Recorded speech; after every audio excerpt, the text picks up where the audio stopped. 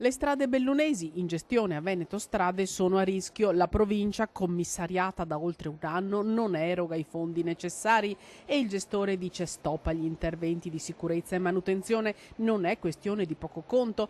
Se mancano le risorse, uomini e mezzi si fermano. Sono 14 i milioni attesi da Veneto Strade. Da Palazzo Piloni uscirebbero appena 4 milioni e mezzo. Non saremo in grado, se le cifre rimangono queste, di garantire la manutenzione e la gestione della rete in provincia di Belluno.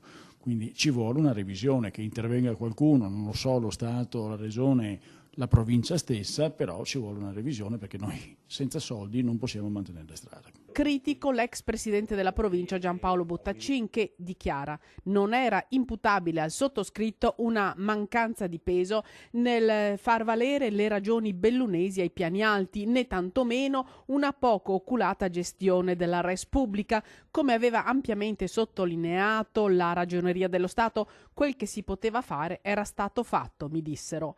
E c'è la sollecitazione di un altro ex presidente. Ma anche la provincia deve fare la sua parte e la deve fare partendo dal fatto che l'anno scorso come Consiglio regionale abbiamo autorizzato l'utilizzo anche dei soldi che derivano dal demanio idrico.